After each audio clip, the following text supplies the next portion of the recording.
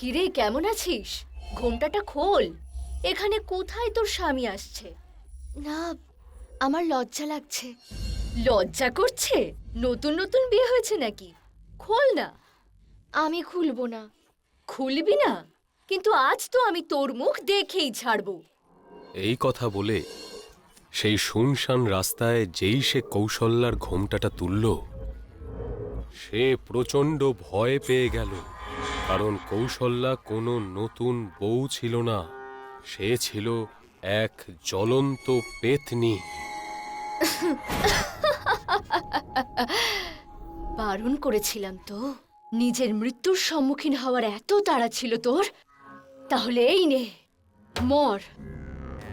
কৌশল্যা আটা পেশার জন্য সঙ্গে আসা সেই বান্ধবীর গলা টিপে ধরল। আর ঠিক এভাবেই সেই শুনশান রাস্তায় তার বান্ধবীকে মেরে ফেলল। এই গল্পটা শুরু হয় আজমির গ্রাম থেকে। আজমির হল পাহাড়ি এলাকার একটা ছোট্ট গ্রাম, যেখানে কোনোদিন বিদ্যুতের আলো পৌঁছয়নি।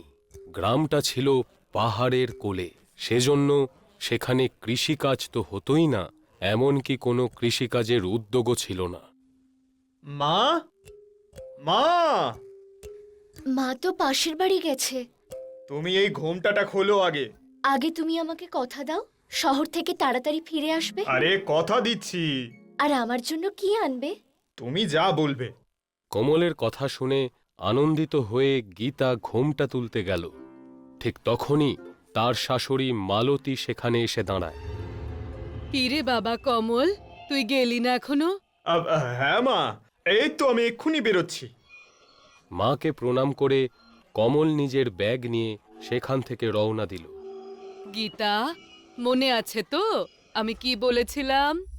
পাশের গ্রাম থেকে গম ভাঙিয়ে এনো। হ্যাঁ মা, আমাদের গ্রামে বিদ্যুৎ কবে আসবে? ভগবান জানে কবে আসবে। তুমি তাড়াতাড়ি যাও আর সন্ধে হওয়ার আগেই বাড়ি চলে এসো। রাস্তা ভীষণ ফাঁকা, একটু সাবধানে যেও। গীতার শাশুড়ি প্রতিবেশীর বাড়িতে যাবার জন্য বেরিয়ে গেল। আসলে ঠিক কয়েকদিন আগেই গীতা এই আজমির গ্রামে নতুন বিয়ে হয়ে এসেছিল। 4 দিন একসঙ্গে কাটিয়ে তার স্বামী কমল শহরে কাজের জন্য বেরিয়ে গেল। আর ঘরের সমস্ত কাজ গীতার ঘাড়ে চাপিয়ে তার শাশুড়ি মালতী নিশ্চিন্তে চলে গেল। কম ভাঙাতে নিশ্চয়ই যাব, কিন্তু তার আগে একটু ঘুমিয়ে নি। গীতা দরজা বন্ধ করে ঘুমিয়ে পড়ল। দুপুর হয়ে গেল আর গীতা স্বপ্ন দেখতে লাগল। স্বপ্নে সে একটা অন্ধকার ঘর দেখতে পেল, যার ঠিক মধ্যেখানে একটা আটা পেশার যন্ত্র ছিল। গীতা, গীতা! কারোর গলার আওয়াজেই গীতার চোখ খুলল। আরে দাঁড়াও, আসছি। হে রাম, মনে হচ্ছে দুপুর হয়ে গেছে। গীতা একটা পাত্র নিয়ে উঠোনের দিকে চলল। উঠোনে ঘোমটা পরে একজন মহিলা দাঁড়িয়েছিল। কে তুমি? আমি শিলা মাসির বৌমা। আমাকে তোমার শাশুড়ি পাঠিয়েছে। চলো। হ্যাঁ, যাচ্ছি। আগে ঘুমটা তো খোলো। বাবা, আমার লজ্জা করছে। লজ্জা পাচ্ছ? মনে হচ্ছে আমার থেকেও বেশি লাজুক তুমি। তারপর দুজনে শুনশান রাস্তা দিয়ে প্রতিবেশীর গ্রামের দিকে চলল। আরে তুমি কি জানো, আমি ঘুমের মধ্যে একটা স্বপ্ন দেখেছি। গীতা কৌশল্যার সাথে কথা বলতে চাইছিল, কিন্তু কৌশল্যা কিছুই শুনছিল না। সে দ্রুত পায়ে এগিয়ে যেতে লাগলো। আর একটু আস্তে হাঁটো না। তোমার পায়ে কি চাকা লাগানো আছে? জানো, আমি স্বপ্নে একটা চাকি দেখেছি, রহস্যময় চাকি। হাঁটতে হাঁটতে হঠাৎ একটা মোড়ে এসে কৌশল্যা দাঁড়িয়ে পড়ল। চলো, ভালোই হয়েছে থেমে গেছো। এবার ঘোমটা তুলে নিজের মুখটা তো দেখাও আমাকে। কিন্তু কৌশল্যা যেন কিছু শুনতেই পায়নি। সে একটা পাথরের মতো এক জায়গায় দাঁড়িয়ে রইল। কি গো, শুনছো আমি কি বলছি? তুমি শুনতে পাচ্ছো? কৌশল্যা একটুও নড়ছিল না। গীতা একটু ভয় পেয়ে গেল। সে ধীরে ধীরে কৌশল্যার কাছে এসে দাঁড়ালো আর এসে তার ঘোমটা তুলে ধরল। কিন্তু কৌশল্যার কোনো মাথাই ছিল না। গীতা জোরে চিৎকার করে উঠল। ঠিক তখনই তার পেছন থেকে কেউ তাকে ডাকলো। গীতা, আরে কি হয়েছে? গীতা ঘুরে তাকালো, পেছনে কৌশল্যা দাঁড়িয়েছিল। কি হয়েছে? তুমি এখানে? হ্যাঁ, কখন থেকে বলছি একটু আস্তে চলো। মনে হয় স্বপ্ন দেখছিলাম। চলো এবার তাড়াতাড়ি চলো, দুপুর হতে চললো যে। এরপর গীতা আর কোনো কথা বলল না। সে এত ভয় পেয়েছিল যে ঘোমটার কথাটা সে ভুলেই গেল। সন্ধে 7টার সময় প্রচণ্ড ক্লান্ত হয়ে গীতা বাড়ি ফিরল। সে ভেবেছিল তার শাশুড়ি রান্নাবান্নার কাজ শুরু করে দিয়েছে, কিন্তু তার শাশুড়ি বাড়িতেই ছিল না। দেখেছো, গমও আমাকেই ভাঙাতে হবে আর রান্নাও আমাকেই করতে হবে। ঠিক তখনই সে দুপুরের স্বপ্নের কথা ভাবতে লাগলো। আজ সকালে স্বপ্নে চাকি দেখেছিলাম। যদি ওই স্বপ্নটা সত্যি হয় তাহলে? গীতা বাড়ির ভেতর সেই অন্ধকার ঘরটা খুঁজতে লাগলো। তাদের বাড়ি ছিল পূর্বপুরুষদের তৈরি একটা বড় অট্টালিকা। কিন্তু বুদ্ধিমতী গীতার সেই অন্ধকার ঘর খুঁজতে বেশি সময় লাগলো না। হাতে লণ্ঠন নিয়ে গীতা দরজা খুলল। ভেতরে সত্যিই একটা আটা পেশার যন্ত্র ছিল। হে ভগবান, আমার শাশুড়ি কত বাজে! ঘরে চাকি থাকা সত্ত্বেও আমাকে এত দূরে পাঠালো। এরপর থেকে সমস্ত গম এতেই ভাঙাতে দেব। ঠিক তখনই জানলার বাইরে সে একজন মহিলাকে দৌড়ে যেতে দেখল। কে ওখানে? ওখানে কে আছো? কয়েকদিন এভাবেই কেটে গেল। আর একদিন কমলের চিঠি নিয়ে একজন মজুর এসে দাঁড়ান। আরে গীতা, দেখো তো বিরজু কি বলছে। কমল কাল বাড়ি ফিরছে। আমি শিলাকে খবরটা দিয়ে আসি। ও রাজুও তো কালই ফিরবে। এ কথা বলে তার শাশুড়ি আবার প্রতিবেশীর বাড়িতে চলে গেল। কিন্তু এবার গীতার একটুও কষ্ট হচ্ছিল না, বরং স্বামী আসবে শুনে সে আনন্দিত হলো। ভেবেছিলাম উনি এলে বেসনের লাড্ডু বানাবো, ওনাকে খাওয়াবো, তবেই তো কিছু পাবো। তখন গীতা চানাগুলো নিয়ে সেই অন্ধকার ঘরের দিকে এগিয়ে গেল। সে সময়টা ছিল দুপুরবেলা, বাইরে প্রচণ্ড রোদ। কিন্তু গীতা যতই সেই ঘরের দিকে এগিয়ে যেতে লাগলো, ততই সেই বাড়ির চারপাশ কালো মেঘে ছেয়ে যেতে শুরু করলো, আর ঘরের ভেতর সম্পূর্ণ অন্ধকার হয়ে গেল। কিন্তু স্বামী ফেরত আসার আনন্দে আত্মহারা গীতা সেটা একটুও খেয়ালই করল না। যেইমাত্র সে সেই অন্ধকার ঘরের দরজা খুলল, ভেতরে আর একজন মহিলা হাতে লণ্ঠন নিয়ে দাঁড়িয়েছিল। তাকে দেখে গীতা একদম অবাক হয়ে গেল।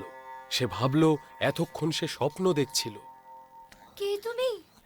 কিন্তু সেই মহিলা কিছুই বলল না। তোমার সঙ্গে আগের দিন দেখা হলো। ওই দিনও তোমাকে বাইরের দিকে ছুটতে দেখেছিলাম। কেন আমাকে ভয় দেখাচ্ছিলে? সেই মহিলা খুব জোরে হাসতে শুরু করল। সেই ফাঁকা বাড়িতে তার হাসি বিদ্যুতের মতো প্রতিধ্বনিত হতে লাগলো। হ্যাঁ রে পাগলি, আমি সেই মেয়েটা। আগের দিন তুমি আমাকে চাকির স্বপ্নটা বললে, তাই আমি দৌড়ে দৌড়ে এখানে দেখতে এলাম। তার কথা শুনে গীতা আরও দ্বন্দ্বে পড়ে গেল। ঘরের মধ্যে আটা পেশার যন্ত্রের পাশে হাতে লণ্ঠন নিয়ে কৌশল্যা দাঁড়িয়েছিল। কিন্তু ওই দিন তো তুমি... ছাড়ো, যখন থেকে আমি এখানে এসেছি বুঝতেই পারছি না যে কোনটা মিথ্যে, কোনটা মনের ভুল আর কোনটা সত্যি। জানো, আমি ওনার জন্য লাড্ডু বানাচ্ছি। উনিও খুব পছন্দ করে। চলো এসো, বসি। এই কথা বলে দুজনেই আটা পেশার যন্ত্রের পাশে বসে পড়ল। গীতা চানাগুলো যন্ত্রে দিয়ে হাতল ঘোরাতে লাগলো। হঠাৎ সেই যন্ত্রের ভেতর থেকে বড় বড় কালো টিকটিকি বেরোতে লাগলো। এমনিতে গীতা টিকটিকি দেখে খুবই ভয় পেয়ে যেত, কিন্তু কৌশল্যা গীতাকে নিজের কথায় এমন ভুলিয়ে রেখেছিল যে গীতা অন্য কোনো দিকে তাকানোর সুযোগই পাচ্ছিল না। সে যত চানা ঢালছিল, যন্ত্র থেকে তত টিকটিকি বেরোচ্ছিল। ওরে বাবা, এত ঘন অন্ধকার! এর আগে তো কখনো এরকম দেখিনি। হঠাৎ সে সময় মালতী জোরে চিৎকার করে উঠল, আহ! কারণ তাদের পুরো বাড়ি টিকটিকিতে ভরে গেছিল। সে তাড়াতাড়ি সেই অন্ধকার ঘরের দিকে দৌড়লো যেখানে গীতা বসেছিল। মালতী ঘরের ভিতর ঢুকে দেখে হতবাক হয়ে গেল। গীতা একজন জ্বলন্ত পেতনির পাশে বসেছিল, আর আটা পেশার যন্ত্র থেকে অনেক টিকটিকি বেরিয়ে আসছিল। হে ভগবান, এ কি সর্বনেশে কাণ্ড দেখছি আমি! মালতী দৌড়ে পণ্ডিতের বাড়ির দিকে যেতে লাগলো, আর এদিকে গীতা কিছুই জানে না। কৌশল্যা তাকে এমন বশীভূত করেছিল যে গীতা সেই টিকটিকি তুলে আবার সেই যন্ত্রের মধ্যে দিয়ে দিচ্ছিল। দেখ গীতা, আমি কখনো কারোর সামনে নিজের ঘোমটা তুলিনি, নিজের স্বামীর সামনেও না। এই প্রথম তোর সামনেই নিজের ঘোমটা তুলেছি আমি। দেখ, মরার আগে আমার এই পোড়া মুখটা দেখ। আমি দেখে নিয়েছি, এবার আমি মরতে চাই। মারো আমাকে, আমি মরতে চাই। গীতা এমন এমন কথা বলছিল যেন মনে হচ্ছিল সে ঘুমিয়ে আছে। হঠাৎ করে গীতা উঠে দাঁড়ালো। কোথায় যাচ্ছিস? দরজা বন্ধ করে আসছি। এই কথা বলে গীতা দাঁড়ালো এবং দরজার দিকে এগিয়ে গেল। যেই গীতা দরজার সামনে এসে দাঁড়ালো, মালতী তাকে টেনে বাইরে বার করলো। যেই গীতা বাইরে এসে দাঁড়ালো, সেই মুহূর্তে পণ্ডিত ওই অন্ধকার ঘরের ভেতরে ঢুকলো, আর সে দরজাটা ভেতর থেকে বন্ধ করে দিল। পুরোহিত! কৌশল্যা, আমি তোমায় বাইরে খুঁজছিলাম, আর তুমি আমার গ্রামে এসে লুকিয়ে বসে আছো। ছাড়বো না, আমি কাউকে ছাড়বো না। এই কথা বলে সে পণ্ডিতের দিকে ঝাঁপিয়ে পড়ল। পণ্ডিত চালাকির সাথে সরে দাঁড়ালো, আর হাতে হস্য নিয়ে মন্ত্র পড়তে শুরু করলো। মন্ত্রোচ্চারণের সঙ্গে সঙ্গে কৌশল্যার ভূত বশীভূত হওয়া শুরু করলো। পণ্ডিত হস্যটা তার দিকে ছুঁড়ে মারতে যাচ্ছিল। ঠিক সে সময় কৌশল্যার ভূত জানলা দিয়ে লাফিয়ে বাইরে পালিয়ে গেল। হে ঈশ্বর, এসব কি হলো? তারপর পণ্ডিত সেই ভস্য সারা ঘরে ছড়িয়ে দিল। পণ্ডিত বাইরে বেরিয়ে এলো। গীতা, তুমি ঠিক আছো তো? আমি এখন ঠিক আছি। কে ছিল ওটা? এ হচ্ছে সেই কৌশল্যা, তোমার বান্ধবী। আমাকে তো বলেছিল যে ও শিলা মাসির বৌমা। আরে বৌমা, শিলার বৌমা তো কবে থেকে বাপের বাড়িতে আছে।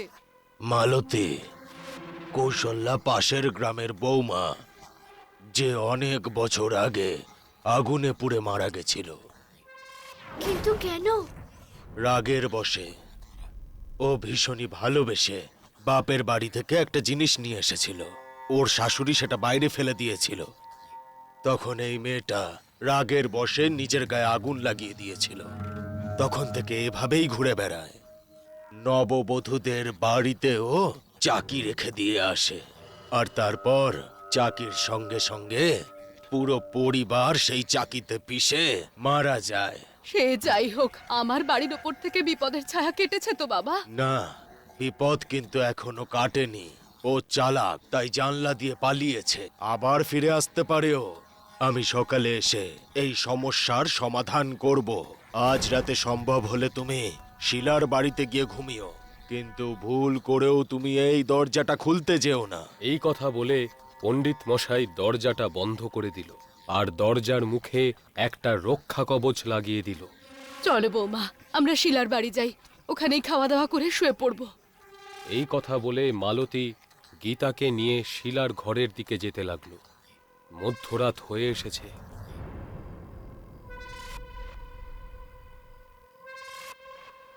মালতী তখন নাক ডেকে ঘুমোচ্ছে, কিন্তু গীতার চোখে ঘুম নেই। সে শুধু কৌশল্যার কথা ভেবে যাচ্ছিল। ঠিক তখন সে কমলের ভালোবাসার ডাক শুনতে পেল। গীতা, আরে ও গীতা, দেখো আমি শহর থেকে তোমার জন্য কি নিয়ে এসেছি। আরে, এটা তো ওনার গলার আওয়াজ। হ্যাঁ গো, আসছি। স্বামীর গলার আওয়াজ পেয়ে গীতা দৌড়ে বাইরে বেরোলো, আর দেখলো সেই উঠোনের উপর কমল বসে আছে। আরে, তুমি কখন এলে? তোমার তো কালকে আসার কথা ছিল, তাই না? এই কথা বলে গীতা কমলের কাছে এগিয়ে গেল। আরে আমি জানি আমার বউয়ের কত কষ্ট হয়েছে, এই জন্য শেষ গাড়িটা ধরে চলে এলাম। দেখো আমি তোমার জন্য কি নিয়ে এসেছি। গীতা দেখল কমলের হাতে একটা নূপুর চকচক করছে, যা ওই অন্ধকারেও পরিষ্কার দেখা যাচ্ছে। এখানে নয়, ভেতরে চলো। তারপর আর কি, গীতা কমলকে নিয়ে সেই অন্ধকার ঘরের ভেতর প্রবেশ করল, যেখানে পণ্ডিত রক্ষা কবচ লাগিয়ে দিয়েছিল। আর অপেক্ষা করতে পারছি না, পরিয়ে দাও আমাকে। আমি তোমার জন্য বেসনের লাড্ডু বানিয়েছি, আর তুমি দেখো নুপুরও পরাচ্ছ না। ধর মিথ্যেবাদী। আরে বাবা সত্যি, এই দেখো, এখানে এই বাড়িতে আমি ডালও বেটেছি। এই কথা বলে আবার গীতা সেই অন্ধকার ঘরের দরজা খুলল। তখন পণ্ডিতের দেওয়া মন্ত্রপুত গণ্ডি ভেঙে গেল। গীতা ঘরের ভেতরে ঢুকল, আর যেই সে পেছনে ঘুরে তাকালো, সেখানে না কমল ছিল, না ছিল কোনো নূপুর। তার সামনে দাঁড়িয়ে ছিল জ্বলন্ত কৌশল্যার ভূত। গীতা চিৎকার করল, আর তখনই পেছন থেকে মালতী আর পণ্ডিত এসে দাঁড়ালো। মালতী তাড়াতাড়ি গীতাকে পেছনে টেনে ধরল। তুই আবার এসেছিস পুরোহিত? আমি জানতাম যে তুমি আবার আসবে, তাই আমি ফিরে যাইনি, শুধু যাওয়ার নাটক করেছিলাম। এই কথা বলে পণ্ডিত মশাই একটা শক্তিশালী ছোরা বের করল, আর কৌশল্যার ভূত কিছু বুঝে ওঠার আগেই সেই ছোরা তার পেটে গেঁথে দিল। কৌশল্যার ভূত ছটফট করতে লাগলো, আর কিছুক্ষণের মধ্যেই সে সম্পূর্ণভাবে জ্বলে গেল। ঠিক এভাবেই কৌশল্যার ভূত পণ্ডিতের মন্ত্রপুত ছোরার আঘাতে ভস্ম হয়ে গেল, আর গীতার বাড়ি থেকে অভিশপ্ত আটা পেশার যন্ত্রের ভয় দূর হয়ে গেল।